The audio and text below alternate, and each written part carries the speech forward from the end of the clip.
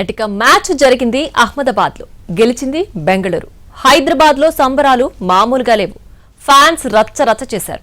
ఈ పిచ్చి ప్రేమే నిన్న బెంగళూరులో 11 మంది ప్రాణాలను బలితీసుకుంది. అదే విక్టరీ పరేడ్ హైదరాబాద్లో జరిగితే పరిస్థితి ఎలా ఉండేది? ఉప్పల్ స్టేడియంలో సత్కార కార్యక్రమం నిర్వహించుంటే, లక్షలాది మంది తరలివచ్చుంటే పరిస్థితి ఏంటి? జన సమూహాన్ని నిలువరించి ఉండేవాళ్ల? ప్రభుత్వం ఎంతమేర భద్రతా ఏర్పాట్లు చేసుండేది? ఉప్పల్ స్టేడియం నుంచి మరింత సమాచారాన్ని మా ప్రతినిధి రవి అందిస్తారు. ప్రస్తుతం మనం ఉప్పల్ స్టేడియం గేట్ నెంబర్ 1 వద్ద ఉన్నాం. ఇక్కడ ఎలాంటి మ్యాచ్లు జరిగినా, ఐపీఎల్ మ్యాచ్లు కానీ, లేకపోతే ఇండియా మ్యాచ్లు కానీ, ఇంకేమైనా టెస్ట్ మ్యాచ్లు జరిగినా, ఈవెన్ రంజీ మ్యాచెస్ జరిగినా కూడా ప్లేయర్స్ను అదేవిధంగా వీఐపీలను ఎంట్రీ ఈ గేట్ ద్వారానే ఇస్తారు.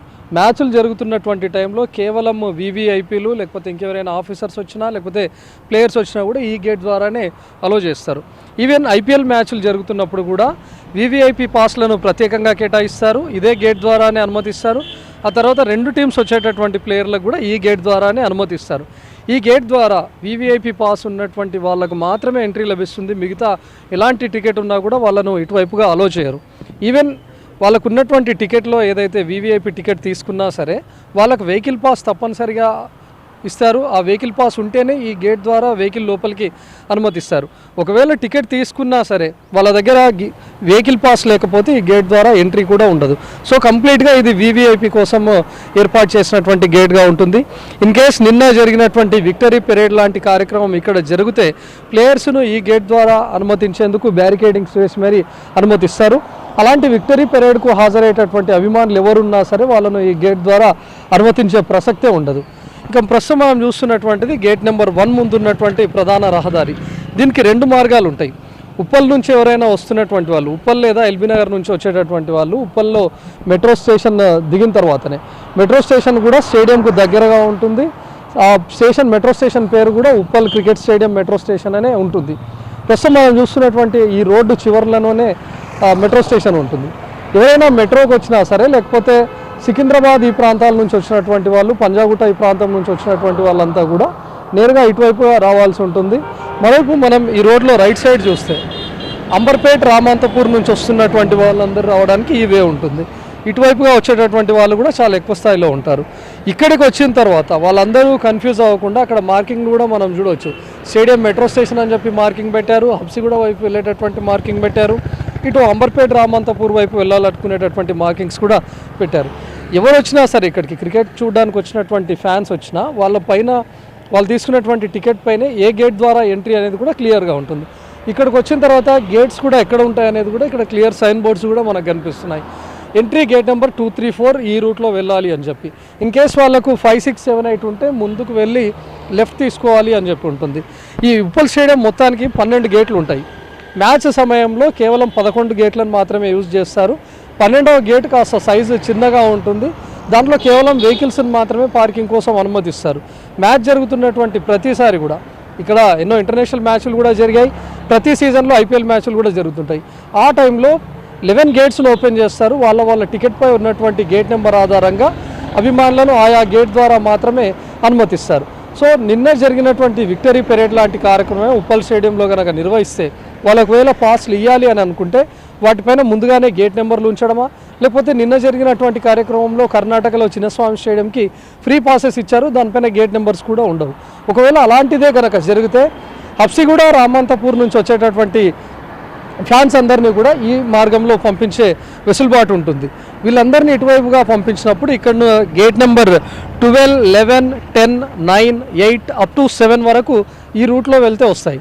అంటే వాళ్ళ గేట్ నెంబర్స్ ఏవీ లేకపోయినా కూడా ఇటువైపుగా ఒక్కసారిగా క్రౌడ్ గ్యాదర్ అయితే వాళ్ళందరినీ ఈజీగా మనం చూస్తున్నటువంటి ఈ రోడ్డు మార్గం ద్వారా పంపించి వాళ్ళందరినీ స్టేడియం లోపలికి పంపించే విధంగా ఏర్పాట్లు ఉంటాయి. అంటే ఇక్కడ నుంచి నేరుగా వెళ్ళినప్పుడు గేట్ నెంబర్ 12 ఉంటుంది, 11, ఆ తర్వాత 10, 9, 8, 7 వరకు కూడా ఈ రూట్లో వెళ్ళిపోవచ్చు.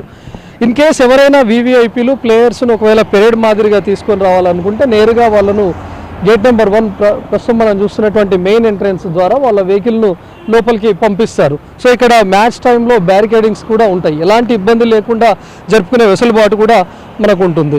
కేవలం మనము గేట్ నెంబర్ 1 దగ్గర నిల్చున్నటువంటి టైంలోనే మనం చూడొచ్చు, నేరుగా మనం చూస్తున్నటువంటి ఈ రహదారి ఒకటి ఉంది, ఉప్పల్ నుంచి వచ్చేటటువంటి రహదారి ఉంది, రామంతపూర్ అంబర్పేట నుంచి వచ్చేటటువంటి రహదారి ఉంది.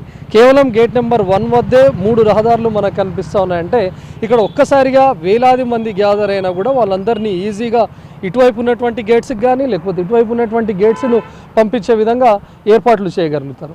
కానీ ఇలాంటి ఏర్పాట్లు నిన్న చిన్నస్వామి స్టేడియం దగ్గర లేవు. ఒక్కసారిగా లక్షలాది మంది గ్యాదర్ అవ్వడంతోనే వాళ్ళందరినీ లోపలికి పంపించే విధంగా గేట్స్ను ఓపెన్ చేశారు. మరి ఒకసారి ప్రస్తుతం మనం గేట్ నెంబర్ 1 వద్ద ఉన్నాం. ఇక్కడ ప్లేయర్స్కు వీవీఐపీలకు ఎంట్రీ ఇస్తారు. ఇన్ కేస్ లక్షలాది మంది కనుక గ్యాదర్ అయితే మిగతా ఎలాంటి ఏర్పాట్లు ఉన్నాయి, వాళ్ళందరూ రావడానికి ఎలా ఏర్పాట్లు చేస్తారు, ఒకవేళ ఓపెన్ టాప్ బస్ పైన వాళ్ళను విక్టరీ పెరేడ్ తీసుకొని రావాలనుకుంటే ఎలాంటి ఏర్పాట్లు చేస్తారో ఒకసారి చూద్దాం. బెంగళూరు చిన్నస్వామి స్టేడియం వద్ద జరిగినటువంటి ఘటన హైదరాబాద్ ఉప్పల్ స్టేడియం వద్ద జరిగే ప్రసక్తే లేదు. ఎందుకంటే ఇక్కడ లక్షలాది మంది గ్యాదర్ అయినా కూడా పోలీసులు ముందస్తుగానే ఏర్పాట్లు చేసే విధంగా, రక్షణా చర్యలు చేసే విధంగా, భద్రతా ఏర్పాట్లు చేసే విధంగా అన్ని వెసులుబాట్లు ఉంటాయి. ఉప్పల్ స్టేడియంకు రావాల్సినటువంటి ప్రధాన రహదారి ఉప్పల్ మెట్రో స్టేషన్ దిగిన తర్వాత ఒక్కసారిగా క్రౌడ్ కూడా ఇక్కడ గ్యాదర్ అవుతుంటారు. ఐపీఎల్ మ్యాచ్ల సమయంలో కూడా చాలామంది వెహికల్స్ అక్కడే దిగడం, లేకపోతే ఏ రూట్లో వెళ్ళాలి అని తెలియక చాలామంది కన్ఫ్యూజ్ అయ్యి అక్కడే నిలిచిపోవడం, పార్కింగ్ ఎటువైపు ఉంటుందో తెలియక గ్యాదర్ అవ్వడం, మొత్తం దాదాపు వేల మంది ప్రస్తుతం మనం చూస్తున్నటువంటి ఈ రోడ్లోనే బ్లాక్ అవుతారు. అదే సమయంలో ప్లేయర్లు కానీ, బీసీసీఐ అఫీషియల్స్ కానీ, మ్యాచ్ చూడడానికి వస్తున్నటువంటి వీవీఐపీలు కానీ, ఇక్కడ లోకల్గా ఉంటున్నటువంటి చాలామంది ఆఫీసర్స్ వస్తుంటారు. కొంతమంది మ్యాచ్లకు మంత్రులు కూడా వచ్చినటువంటి పరిస్థితి. తాజాగా జరిగినటువంటి ఐపీఎల్ మ్యాచ్కు సీఎం రేవంత్ రెడ్డి కుటుంబం కూడా వచ్చినటువంటి పరిస్థితి. ఇలాంటి తరుణంలో ఒక్కసారిగా వేలాది మంది క్రౌడ్ ఉన్నప్పుడు ఆ వీవీఐపీలను అదేవిధంగా ప్లేయర్స్ను ఏ విధంగా పంపిస్తారో మనం ఒకసారి క్లియర్గా ఏర్పాట్లు కూడా చూడవచ్చు. ప్రస్తుతం మనం చూస్తున్నటువంటి రహదారిలో 2 వేస్ ఉన్నాయి. అటు రామంతపూర్ వైపు వెళ్ళడానికి ఉన్నటువంటి వే, రామంతపూర్ నుంచి వస్తున్నటువంటి వెహికల్స్ వెళ్ళడానికి వే మనం చూస్తున్నాం.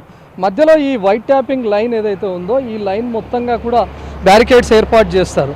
అంటే అటువైపుగా ఉన్నటువంటి వాళ్ళు ఎవరు ఇటు సైడ్ రావడానికి లేనటువంటి విధంగా ఆ మెట్రో స్టేషన్ దిగినటువంటి ప్రాంతం నుంచి ఇక్కడి వరకు కంప్లీట్గా బ్యారికేడ్స్ని ఏర్పాటు చేస్తారు. కేవలం వీవీఐపీస్ కానీ లేకపోతే వెహికల్ పాస్ హోల్డర్స్ ఉన్నటువంటి వాళ్ళని మాత్రమే వెహికల్స్ అలో చేస్తుంటారు.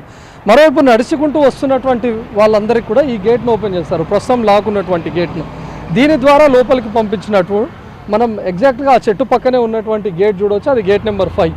ఈ మార్గంలో గేట్ నెంబర్ 5 నుంచి మొదలు పెట్టుకొని 5, 6, 7, 8 వరకు మనం చూస్తున్నటువంటి ఆ డెడ్ ఎండ్ వరకు కూడా ఉంటాయి. ఆ తర్వాత మనం లెఫ్ట్ తీసుకుని వెళ్తే అటువైపుగా 9, 10, 11 గేట్స్ కూడా వస్తాయి. ఈ మనం చూస్తున్నటువంటి ఖాళీ ప్రాంతం మొత్తాన్ని పార్కింగ్కు కేటాయిస్తారు. వేలాది